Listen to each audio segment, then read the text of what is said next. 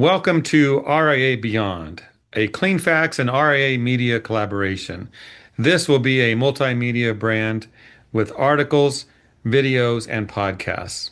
I want to thank the Restoration Industry Association for their vision in creating this program and bringing it to the industry and choosing CleanFacts as the media partner to do this. In this inaugural episode, we are going right to something important: ethics. Now, full transparency here. Ethics can sound like a soft topic until trust breaks down, claims get messy, relationships with carriers get strained, and the reputation of an entire industry starts to feel the pressure.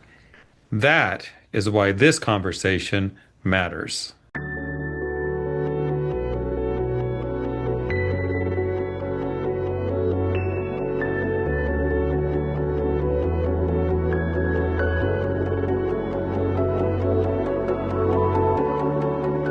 Joining us today is Saima Hedrick, CEO of the RIA, along with Justin Woodard, the RIA President Elect. Saima, Justin, welcome. So good to be here. Good to see you, Jeff. Good to see you, Justin. And Saima, good to meet you here. Yes, great to meet you as well. So let's do this. Let's get right into our program. We're talking right now to the industry. They're busy people, but they want to know who you are as well. So introduce yourself and tell us what you do. And Saima, we'll start with you on that. Go ahead.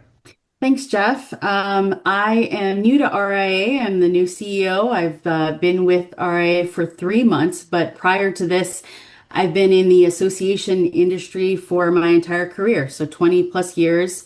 And I have a deep appreciation for associations, but I also have a background in public health. So I'm really excited about RIA and what they do, and I'm happy to be on this podcast, our first ever RIA Beyond podcast. We are making history, and I'm glad to be here too. And Justin, you and I have known each other many years. Tell us about yourself as well. Well, hello, my name's Justin Woodard. I am the owner and CEO of Woodard Cleaning and Restoration. We're a third generation restorer in St. Louis, Missouri. But today I am actually, representing the RIA as the incoming president. In a couple of weeks, I'll take over the role from Jeff Moore, and be doing that for a year. And you know what? I think the thing that may be interesting to the audience or to know about me is both my grandma and my grandpa were the president of this organization in years past. So grandpa in the 70s, grandma in the 80s. And so I feel I kind of feel a sense of pride to be able to sit in the same seat or follow in the footsteps, if you will, of my grandparents, who had, it seems like they had a pretty, they were impactful in the industry, and I'm looking to do the same. I'm sensing an entire program about your history there. I didn't know that. That's interesting. Yeah, thank you for sharing that. That's cool. Yeah, would happy to tell the stories of the family for another podcast. I think that makes sense. We'll probably get that done sometime. People do like to hear about the history of organizations, and that's a good story to tell. But to our topic today, so many who hear of a company or organization creating a code of ethics might have to stifle a yawn. How do you, though, look at this topic today? And Justin, let's start with you on this one. Ethics, what do you think? Why is it important? Jeff, I don't disagree. A review and updating of our code of ethics, it may seem like it's not the most pressing or exciting project that we could take on, but here's the reality, and I think everybody knows this: the property damage cleanup industry is suffering from a lack of trust or a lack of collaboration between stakeholders. And here's what's happening: the RA is attempting to lead here. We are attempting to rebuild the trust in our trade and be the voice for how we show up to help people that need our help. We're revisiting the commitments, the expectations, the standard of behavior that we have for ourselves and the professional leaders of this industry. And to me, that's the foundation to build that trust on. So frankly, it could be one of the most exciting things that we are doing if you frame it in just the right way. And that's how we're going to package it up today. We're going to frame it in the right way. Saima, what would you add to that? I think the fact that RA is taking this on as a challenge in the current environment is wonderful. I know that in the association world, every organization you look at across all the different industries has this challenge is putting some core values into a process and then sort of elevating the industry overall. Like I serve on an ethics committee in my profession in association management. It's part of our credentialing. We have to have an ethics credit every year. So I'm really happy that RIA is doing it, and I can't imagine having a better partner at the helm of RIA's leadership with Justin kind of embodying the values of the organization. So, Simon, let's stick with you on our next question. I know you've only been here a few months, but you've had meetings about these recreating the ethics or making them stronger and better. RIA has had a formal code of ethics for years. That's for sure. Times have changed. Some of the more seasoned or older ethical frameworks may not fully address today's realities, because we know today is a different world than when Justin's grandparents were president. What are some of the issues you've discussed, the ethics, the changes that you've had in your meetings so far? Yeah, we took a really sort of holistic process in all of this. We had the Code of Ethics originally was developed in 2006. And we had, it was just bulleted like principles basically that we thought were universal to everyone in the industry. And this time we really took a point to have conversations with different stakeholders and really come to the table about like, what do you need from restorers to build up trust? And what do we need from you as a carrier, for example? So we have a carrier relations task force and a carrier representatives task force, and we've had really great dialogue with them. We're going to be talking about it at the convention. We're going to be doing all sorts of follow-up education. So it is a completely different project than just writing a code of ethics and putting it on your website. We've got a lot of accountability and new projects that are underway. That's what we're going to talk about today, how to use them and how to make them help companies become more powerful, better companies. But Justin, any thoughts there as well? You've seen things change. Any thoughts on what we just talked about? The only point I'd underscore is 2006. All right. If people don't know the history, in 2009, the rug cleaners that were still a part of the association at that point in time broke off and started their own association for rug cleaners. And so if you think about the group of people that was a part that were members at that time when we started with the Code of Ethics, we had people that don't actually even do or live in the trade that we represent now. And so it makes a lot of sense to me that we have taken a completely new look at the Code of Ethics to not only modernize it for different frameworks of ethics, but also to really specifically call out the behaviors and the expectations that we have of ourselves as restorers and how we communicate that to people and stakeholders throughout the different situations that we end up in. Simon, back to you. One of the more interesting things RA has discussed is updating the Code of Ethics and creating an ethics complaint review process. I don't know if that's unique or not, but maybe since with your experience working with ethics and different processes like that, you can explain that. What would real accountability look like in practice? More than just words on a page or words on a website. There are many organizations out there that have a code of conduct, core values, code of ethics. And I think this is just another way of framing that for the restoration industry. The vision behind all of this is establishing trust between all of the parties that are helping someone when they're going through some of the worst moments of their life, like their house has been destroyed. And so our job is to protect the homeowner and to have really transparent, open communication. So that's really what this is all about. And so there's going to be follow-up education. I think these are the things that the RIA leadership is going to live by, these principles. There's a lot of detail that went into each of the bullet points there. It's something that I think is really unique. I've never seen anything like it in the 20 plus years that I've been working in associations. I think it's a beautiful gelling of all the different industries kind of providing input, and it's come to this point in its fruition. Yeah, that's a good way of putting it. Justin, anything to add there? I've never implemented a code of ethics at a trade organization before. But when I read our new code of ethics, to me, it just reads as a list of behaviors that are critical to success. So for me, there isn't that much of a difference between a code of ethics, a code of conduct, or core values. And in my experience, it takes a few things to make a set of behaviors, whether that's a code of ethics or a core set of core values, to be more than words on the page. First, it takes incredible repetition of the expectations and those standards. You have to repeat, repeat, repeat, and talk about it all the time. It also takes education and discussion about how do these behaviors result in the success we're looking for? If we're looking for specific outcomes and we're not getting them, we got to understand how the behaviors are going to contribute to that. It takes building in rhythms into meetings, into gatherings of people, into projects, into all the different times when people get together. The folks have to have rhythms that build those behaviors in and remind everybody, here's what we're doing. Here is how we are behaving. How these behaviors are embedded into the actions of every single person in the group is going to be critical to the success of this. So to me, there's a lot to do on that point to build it into the different fabrics of the RIA. And like I said, there is a component so when we have a miss, when something doesn't go as planned, or we don't do the behaviors as we said we are going to, we have to have a review.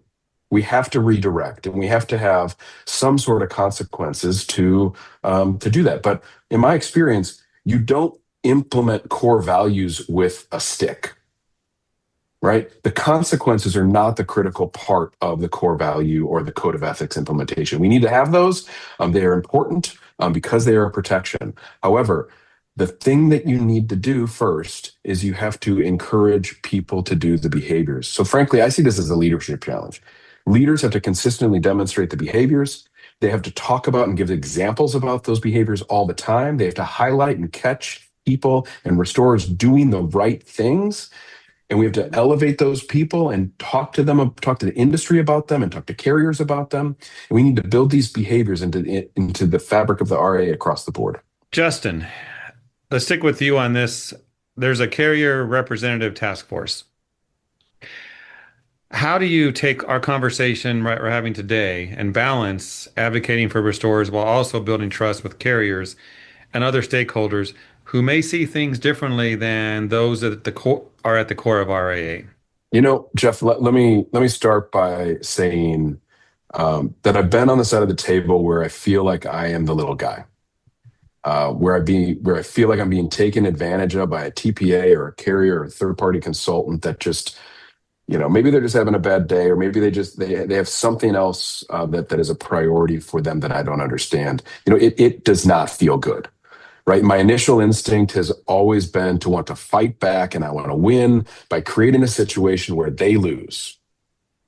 And ultimately, I found that to be that's just not the long-term winning strategy.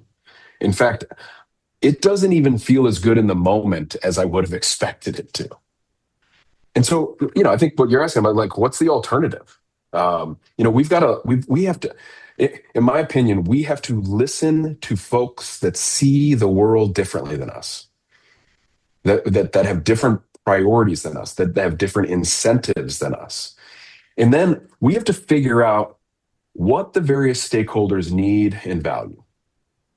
And then we have the really, really hard work of trying to figure out how to make progress. And so to me, this comes back to something that my dad has said to me many, many times, and he has talked about it at Woodard for many, many years. And he always reminds us that we are aiming for a win-win-win, right? One of our core values at Woodard is do what's right. And so in order to do what's right, if we're unsure, we look for a win-win-win. And that's a win for the customer, that's a win for our employees, and that's a win for Woodard or the shareholders, right? And if we can get something where all three of those groups of people, they have a win, then we've got something that we can stand behind. Then we've behaved in the way that we said we would. And quite frankly, we are able to move forward more consistently and more collaboratively with a scenario, with a situation that everybody that's listening has had, right? Where you have people that have different priorities that have to come together and get a project done. And we've got to hear everybody. So we've got to listen. We've got to understand the needs and values of the other side. We got to pretend that we got to be part, like we got to stop pretending like they're not the other side. We are all in this to help the customer get back to their life. Mm-hmm. And if we can create a win-win-win for all the stakeholders, I think we got a chance at being the leader in this industry and being the professionals that we say we are. And to me, that's how we've got to do it. We've got to stop thinking that this is a win-lose or that we have to fight against everything. We have to collaborate with each other and with all the people in the industry that need to work together to help homeowners and business owners get back to their life. Saima, what do you think? I think ethics is good for business. I think when you think about it, it's something that we are working with the insurance community and the other stakeholders because it's ultimately good for business to have a trusting relationship with all the people that are involved in this situation. Justin, I want to have this question to you since you own a restoration business. For the business owners watching this today or listening in on our podcast, what are the clearest signs that a company truly has an ethical culture? And you've touched on this about doing what's right and the win-win-win aspect, but maybe you could add to that, not just a compliance statement, but a real day-to-day commitment to doing business the right way. Because what you're doing with Woodard and what you have as a personal philosophy will carry into RIA to some degree as president. Yeah, Jeff, thanks a lot. Hear me on this one. To me, an ethical culture is a group of people that have decided to act in a certain way. Right. And so what does that look like? To me, that looks like consistency. It looks like we're doing what we said we were going to do in the ways that we said we were going to do with the methods that we agreed to. It's no funny business, right? Or surprises on things that could have been disclosed ahead of time. It's having clear expectations, having those expectations applied evenly and equitably across the organization and consistently across all teams, all clients, and all projects. Right. And so if there is, I think we all have that spidey sense, right? Like if things are just a little weird or they're just like our brains are wired to like pick up on things that are kind of off or inconsistent or unfairness, right? We can zero in on unfairness so fast as humans, it's unbelievable. And so to me, the ethical culture, the signs that you are a company that has a truly ethical culture is around consistently applied expectations. I'd like to ask this question. It might be a tough one, but think about it.